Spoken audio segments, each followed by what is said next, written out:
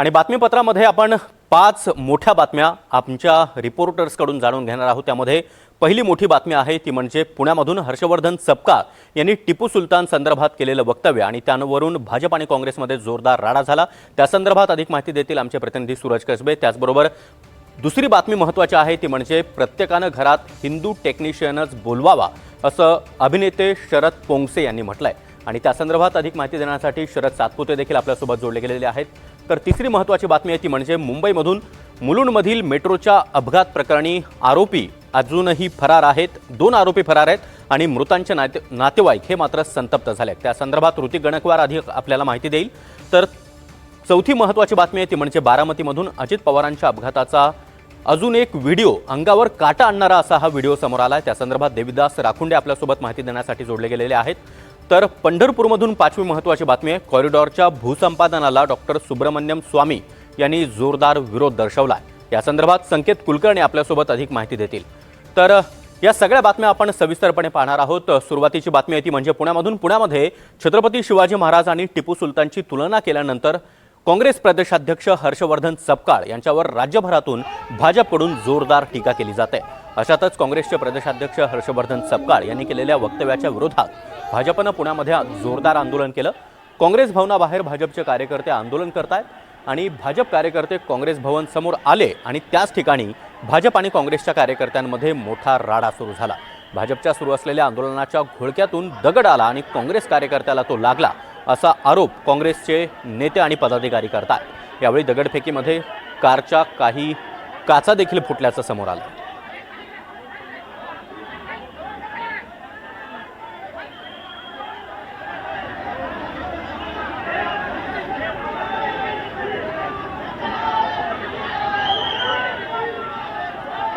तर काँग्रेसकडून पुण्यामधील फरासखाना पोलीस ठाण्यामध्ये ठिय्या आंदोलन करण्यात आलं। पुण्यामधील काँग्रेस भवन परिसरामध्ये मोठा तणाव पाहायला मिळाला। काँग्रेस पक्षाकडून देखील पुण्यामध्ये फरासखाना पोलीस ठाण्यात ठिय्या आंदोलन झालंय। भाजपचे शहराध्यक्ष धीरज घाटे आणि महापौर मंजुषा नागपुरे यांच्यावर गुन्हा दाखल करण्याची मागणी काँग्रेसनं केली आहे आणि मोठा राडा पुण्यामध्ये आज हर्षवर्धन सपकाळ यांच्या वक्तव्यानंतर पाहायला मिळाला।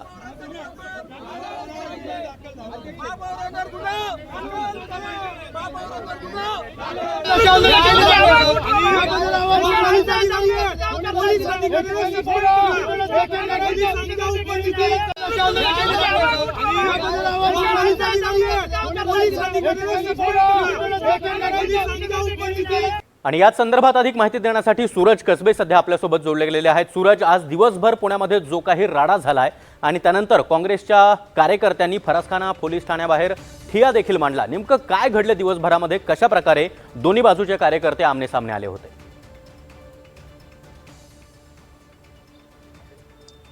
सागर, मी तुम्हाला थोडक्यात घटनाक्रम सांगतो नक्की काय घडलं। काल काँग्रेसचे प्रदेशाध्यक्ष हर्षवर्धन पाटील यांनी टिपू सुलतान आणि छत्रपती शिवाजी महाराज समकक्ष असल्याचे विधान केलं होतं। त्यानंतर संपूर्ण महाराष्ट्रामध्ये भारतीय जनता पक्षाकडून या वक्तव्याचा समाचार घेण्यात आले असल्याचं पाहायला मिळालं। रात्री उशिरा पुण्याच्या पर्वती पोलीस ठाण्यामध्ये भाजपचे शहराध्यक्ष धीरज घाटे यांनी काँग्रेसचे प्रदेशाध्यक्ष हर्षवर्धन सपकाळ यांच्या विरोधात फिर्याद दिली। त्यानंतर हर्षवर्धन सपकाळांवरती पुण्याच्या पर्वती पोलीस ठाण्यामध्ये गुन्हा दाखल झाला। तर आज सकाळी आपण पाहिले तर 10 वाजता पतित पावन या संघटनेने पुण्यातील काँग्रेस भवनाबाहेर आंदोलन केलं। त्या आंदोलनादरम्यान त्यांनी हर्षवर्धन सपकाळ यांच्या प्रतिमेला काळं फासलं आणि त्यांचं पोस्टर सुद्धा जाळल्याचं पाहायला मिळतं। त्यानंतर 12:30च्या सुमारास भारतीय जनता पार्टीच्या कार्यकर्त्यांनी आपण त्या ठिकाणी आंदोलन करणार असल्याचा सूचक इशारा दिला होता। त्यानंतर काँग्रेस भवनाच्या परिसरामध्ये मोठ्या प्रमाणावरती पोलीस बंदोबस्त वाढवण्यात आला होता। छावणीचं स्वरूप त्या परिसरामध्ये असल्याचं पाहायला मिळेल। बालगंधर्व ते काँग्रेस भवन हा जो रोड आहे, हा रोड पूर्णपणे 2 तासासाठी सुद्धा या कार्यकर्त्यांनी बंद केल्याचं पाहायला मिळतं। आतल्या बाजूला काँग्रेसचे कार्यकर्ते होते आणि बाहेरच्या बाजूला भारतीय जनता पक्षाचे कार्यकर्ते होते। दोन्ही गटाचे कार्यकर्ते एकमेकांच्या विरोधात घोषणाबाजी देताना पाहायला मिळाले। त्यानंतर काहीच आक्रमक स्वरूप या आंदोलनाला प्राप्त झालं, कारण भारतीय जनता पार्टीचे जे कार्यकर्ते ते बाहेरच्या दिशेने उभे होते, त्यांच्याकडून एक दगड काँग्रेसचे कार्यकर्ते ज्या ठिकाणी उभे होते त्या ठिकाणी पोहोचला आणि त्यातील एक काँग्रेसचा कार्यकर्त्याच्या डोक्याला तो दगड लागल्याचं पाहायला मिळतं। त्याचबरोबर त्या परिसरामध्ये असलेल्या गाड्या, त्या गाड्यांवरती सुद्धा हे दगड भिरकवल्याचं पाहायला मिळतं। त्यानंतर काँग्रेसचे काही कार आक्रमक झाल्याचं पाहायला मिळतं। त्यांनी थेट फरासखाना पोलीस स्टेशन घातलं आणि फरसखाना पोलीस स्टेशनच्या आवारामध्ये आंदोलनाचा पवित्रा घेतला. जोपर्यंत भारतीय जनता पार्टीचे शहराध्यक्ष धीरज घाटे, पुण्याच्या महापौर मंजुषा नागपुरे आणि भाजपचे युवा मोर्चाचे अध्यक्ष दुष्यंत मोहोळ यांच्यावरती गुन्हा दाखल होत नाही तोपर्यंत आम्ही इथून हलणार नाही, असा पवित्रा या काँग्रेस कार्यकर्त्यांनी आणि त्यांच्या नेत्यांनी घेतल्याचं पाहायला मिळतं. अखेर या प्रकरणी फिर्याद फरसखाना पोलीस ठाण्यामध्ये दिले. तिघांची नावं या फिर्यादीमध्ये देण्यात आले. त्याचबरोबर 100 ते 150 कार्यकर्त्यांचा सुद्धा उल्लेख या फिर्यादीमध्ये देण्यात आला. या फिर्यादी जी काँग्रेस पक्षाच्या वतीने देण्यात आली त्यानुसार काँग्रेसचे जे प्रदेशाध्यक्ष यांच्या विरोधात जी काही घोषणाबाजी करण्यात आली त्याची घोषणाबाजी करणारे जे कार्यकर्ते त्यानंतर जे आंदोलनाला हिंसक वळख लागला त्या हिंसक आंदोलनाचं जे फुटेज समोर येते त्यानुसार त्यामध्ये दिसणारे जे कार्यकर्ते आहेत त्यामध्ये आपण पाहिलं तर पुण्याच्या महापौर आहेत मंजुषा नागपुरे, पुण्याचे शहराध्यक्ष भारतीय जनता पक्षाचे धीरज घाटे आणि बरोबर आहे. काँग्रेसच्या विरोधात ज्यांनी पहिल्यापासून जी आक्रमक भूमिका घेतली ते युवा मोर्चाचे अध्यक्ष दुष्यंत मोहोळ यांच्यावरती तात्काळ गुन्हा दाखल करावा अशी भूमिका काँग्रेसच्या कार्यकर्त्यांनी आणि नेत्यांनी घेतल्याचं पाहायला मिळतं.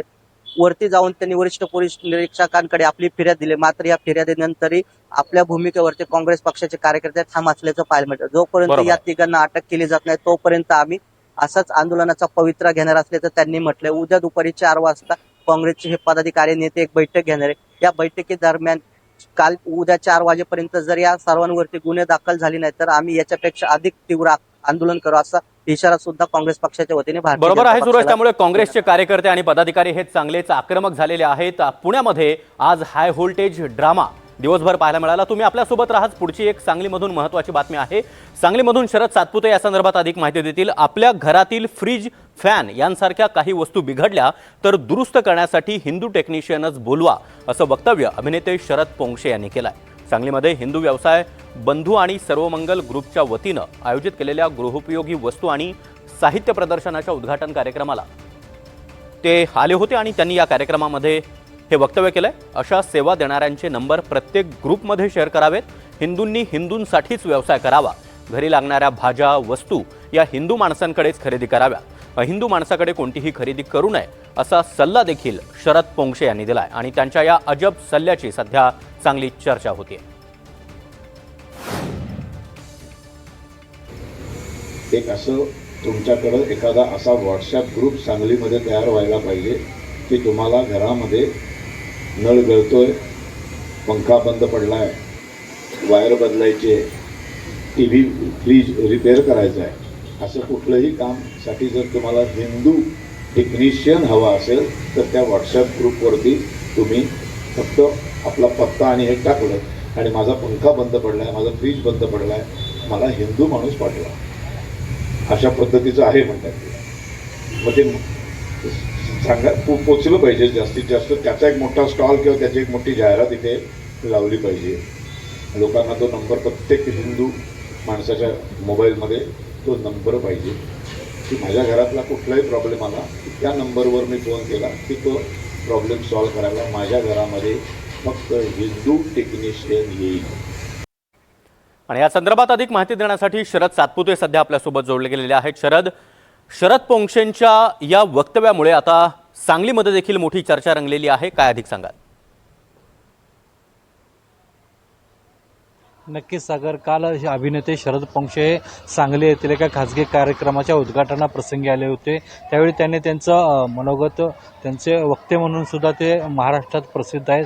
तर त्यांनी त्यांच्या भाषणाच्या दरम्यान हे वक्तव्य केले की ज्यावेळी ज्या ठिकाणी हिंदूंच्या काही टेक्निकल गोष्टी घरातील असतील, व्यवसायाच्या ठिकाणच्या असतील, प्लंबर असेल, इलेक्ट्रिशियन असेल आणि इतर तसं गोष्टींसाठी जर लागणारी गरज असेल तर फक्त हिंदू लोकांनाच, हिंदू कारागिरांनाच त्यावेळी त्यांनी सवलत द्यावी आणि त्यांच्यासाठी ज्यापर्यंत पोचू शकत नाहीत त्यांच्यासाठी एक आपल्या सांगली महापालिका क्षेत्रात एक व्हॉट्सअप ग्रुप करावा जेणेकरून लोकांना ॲप्रोच होता होईल, त्यांची व्यवस्था होईल असंही त्यावेळी त्यांनी वक्तव्य केले. आणि याचा संदर्भ देण्यापूर्वी त्यांनी ज्या आता जे एक वाढत आहे जे प्रमाण मुस्लिम समाजाचं ह्यात हस्तक्षेप वाढत आहे आणि त्यांच्या आर्थिक नाड्या आवडण्यासाठी अशा प्रकारचं संदर्भ त्यांनी पूर्वी दिला होता. त्याच्यानंतर त्यांनी हे वक्तव्य केलं. त्याचबरोबर मालेगावमध्ये उपमहापौर जे झालेलं आहे त्यांच्या दालनात आत्ता टिपू सुलतान यांचं जे फलक लावलं होतं त्याच्यावरही आक्षेप घेऊन त्यांनी वक्तव्य केलेलं आहे की हिंदू आपला जागाच होत नाही आहे, ही एक शोकांतिका आहे. यावेळी या कार्यक्रमाप्रसंगी अभिनेते शरद पोंक्षे यांनी हे वक्तव्य केलं होतं. सागर. नक्कीच शरद, धन्यवाद तुम्ही दिलेल्या या माहितीसाठी. तुम्ही आपल्या सोबत राहाच. तर मुलुंडमध्ये काल एक मोठा अपघात घडलेला होता. मुलुंड पश्चिमेतल्या LBS रोडवर शनिवारी दुपारी 12:30च्या सुमारास मेट्रोच्या उड्डाणपुलाचा एक संरक्षक कठडा कोसळला आणि यामध्ये एकाचा जीव गेला. या अपघातामध्ये रामधनी यादव यांचा मृत्यू झाला तर अन्य 3 प्रवासी गंभीर जखमी झाले. दरम्यान शासनाकडून कोणतीही मदत अद्यापही मिळालेली नाही असा आरोप नातेवाईकांनी केला आहे. आम्हाला वाऱ्यावर सोडून दिल्याचा नातेवाईकांचं म्हणणं आहे. दरम्यान मुलुंड अपघात प्रकरणामधील अजून 2 आरोपी फरार आहेत. 5 आरोपींना कोर्टानं 18 तारखेपर्यंत पोलीस कोठडी सुनावली आहे. आणि या संदर्भात अधिक माहिती देण्यासाठी ऋतिक गणकवार सध्या आपल्यासोबत जोडले गेलेले आहेत. ऋतिक, नातेवाईकांशी तुम्ही संवाद साधलेला होता. नातेवाईकांनी संतप्त सवाल केलेले आहेत. त्याचबरोबर या प्रकरणामध्ये अजूनही 2 आरोपी फरार असल्याचं कळत आहे.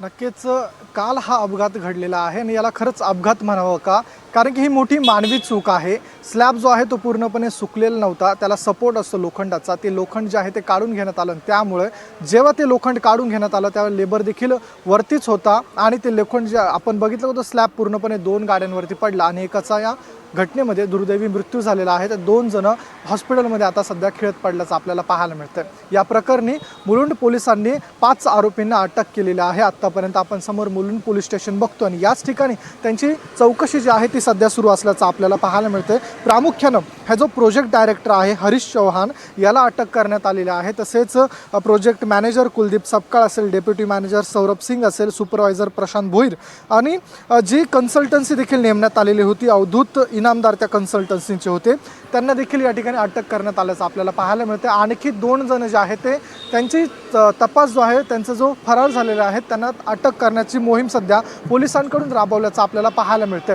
काल घटना घडलेली आहे. एकंदरीत आपण बघतोय की या ठिकाणी या सर्वांवरती सदोष मनुष्यवादाचा गुन्हा जो आहे तो पोलिसांनी दाखवलेला आहे. पोलिसांनाही कळून आलं की गंभीर गुन्हा आहे. त्यामुळं पोलिसांनी या प्रकरणी सखोल तपास व्हावा यासाठी 7 दिवसांची पोलीस कोठडी कोर्टामध्ये मागितली होती. मात्र कोर्टाने त्यांना 18 तारखेपर्यंत म्हणजे 4 दिवसांची पोलीस कोठडी जी आहे ती देण्यात आलेली आहे. हा झाला आरोपींचा विषय. तर दुसरीकडं नातेवाईक जे आहेत ते आता संतप्त झाल्याचं आपल्याला पाहायला मिळतं आहे. कारण की एक जे रामधनी यादव आहेत ते खरं तर हातरथी या गावचे सरपंच आहेत आणि त्या गावच्या सरपंचांचं काल लग्नानिमित्त आलेले होते आणि या मुलुंडच्या जे LBS रोडवरती शॉपिंग करण्यासाठी गेलेले होते आणि त्या ठिकाणी त्यांचा दुर्दैवी मृत्यू झाल्याचं पाहायला मिळतंय.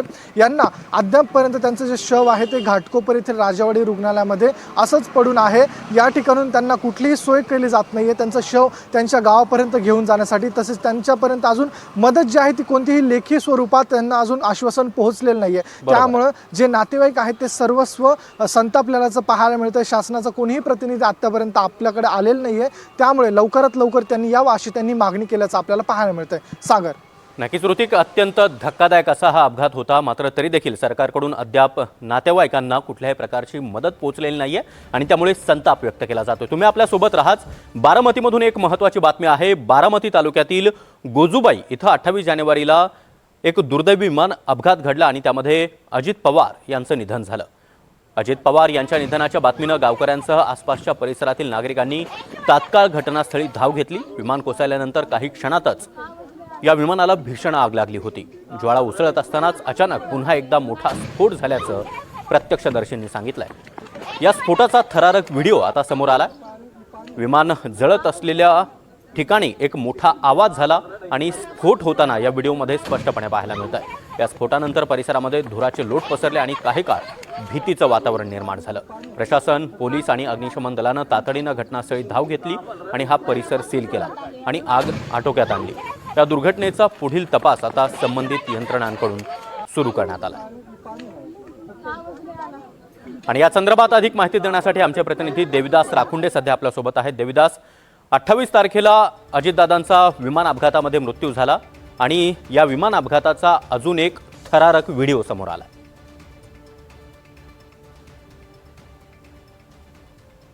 सागर, खरं आहे की 28 जानेवारीला दिवंगत उपमुख्यमंत्री अजित पवार हे ज्यावेळी जिल्हा परिषद आणि पंचायत समितीच्या प्रचारासाठी बारामतीला येत होते त्यावेळी गोजूबावी गावाच्या पायथ्याशीत ज्या ठिकाणाहून रनवे 11 सुरू होतो त्या ठिकाणी अजित पवार यांचं विमान जे आहे ते क्रॅश झालं आणि त्या ठिकाणी ते विमानाला अपघात झाला, त्यामध्ये अजित पवार यांसह 5 लोकांचा मृत्यू झाला. ही संपूर्ण घटना जी आहे ती आपण NDTVच्या माध्यमातून महाराष्ट्राला वारंवार दाखवलेलीच आहे.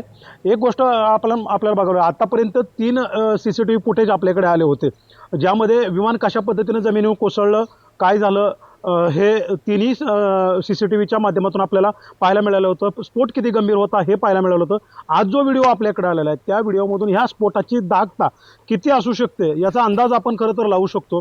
खरं तर अंगाचा थरकाप उडवणारी ही दृश्य आहेत की किती मोठा स्फोट या ठिकाणी झालेला असावा. आणि विशेष एक गोष्ट आपल्याला आवर्जून या ठिकाणी उल्लेख करावा लागेल की ज्यावेळी हे विमान त्या ठिकाणी कोसळलं होतं त्यावेळी त्या ठिकाणचे जे रहिवासी आहेत, गोजूबावी गावाच्या पायथ्याशीच हा रनवे सुरू होतो, जिथं गाव संपतं तिथून. तर ज्यावेळी विमान कोसळलं गेलं आणि पहिला स्फोट झाला त्यावेळी गावकऱ्यांनी ते पाहिलं की एक विमान आहे आणि कोणाचं तरी विमान त्या ठिकाणी पडलंय, त्याचा स्फोट झाला. त्यावेळी हे गावकरी जे ते शेकडोच्या संख्येनं घटनास्थळी धावले, मदतीसाठी धावलं. कोण पाणी टाकत होतं, आग विझवण्याचा प्रयत्न करत होता, कोण त्या ठिकाणी कपडा आणून देण्याचा प्रयत्न करत होता. मात्र आगीची दाहकता जी आहे ती खूप मोठी होती. ज्यावेळी या सर्व गोष्टीचा आपण काल परवा ग्राउंड रिपोर्ट केला त्यावेळी आपल्याला एक गोष्ट समोर आली की प्रत्यक्षदर्शी त्या ठिकाणी जे रहिवासी कुटुंब आहे, आटोळे नावाचं कुटुंब जे घटनास्थळापासून 100 ते 150 फुटावर राहतं, त्या कुटुंबातील एका मुलाने आपल्याला हे सांगितलं होतं की या ठिकाणी एक स्फोट झाला नव्हता तर जवळपास 4 स्फोट झालते. पहिला स्फोट ज्यावेळी विमान पडल्या झाला त्यानंतर आम्ही त्या ठिकाणी धावत गेलो आणि पाणी टाकून विझवण्याचा प्रयत्न, मदत द्यायची आमचा उद्देश होता आणि त्यासाठी आम्ही गेलतो. मात्र आम्ही घटनास्थळापर्यंत पोहोचण्याच्या अगोदरच समोरच आमच्या आणखीन 2 स्फोट झाले आणि त्यानंतर आणखीन एक 4था स्फोट झाला. असे 4 स्फोट झाले. कुठेतरी या गोष्टी आता जुळतायत, कारण जो व्हिडिओ आता आलाय त्या व्हिडिओमध्ये ज्यावेळी विमान पडलं गेलं, अपघात झाला, त्यावेळी विमानाचा पहिला स्फोट झाला आणि मोठी आग लागली होती.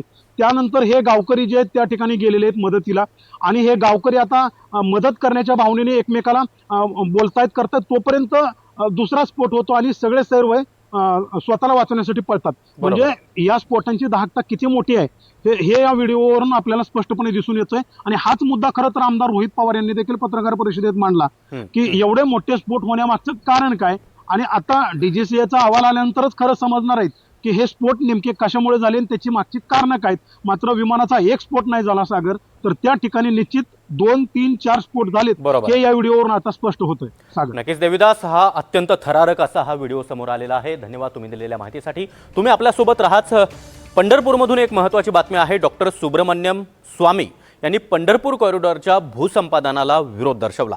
मठ, मंदिरं आणि घरांच्या उद्ध्वस्तीकरणाचा पुनर्विचार करा अशी मागणी सुब्रमण्यम स्वामी यांनी मुख्यमंत्री देवेंद्र फडणवीस यांना पत्र लिहून केली आहे. पंढरपूर हे केवळ शहर नाही तर ते वैकुंठ आहे. तिथला प्राचीन वारसा नष्ट करून कॉरिडॉर उभारणं म्हणजे वारकरी संप्रदायाचा अपमान आणि पैशांचा अपव्यय आहे, अशा कडक शब्दामध्ये सुब्रमण्यम स्वामी यांनी मुख्यमंत्री देवेंद्र फडणवीस यांना पत्र लिहून प्रस्तावित पंढरपूर मंदिर कॉरिडॉर प्रकल्पावर आपला आक्षेप नोंदवला. या संदर्भात अधिक माहिती देण्यासाठी संकेत कुलकर्णी आपल्यासोबत जोडले गेलेले आहेत. संकेत, कॉरिडॉरच्या भूसंपादनाला सुब्रमण्यम स्वामी यांनी जोरदार विरोध दर्शवला.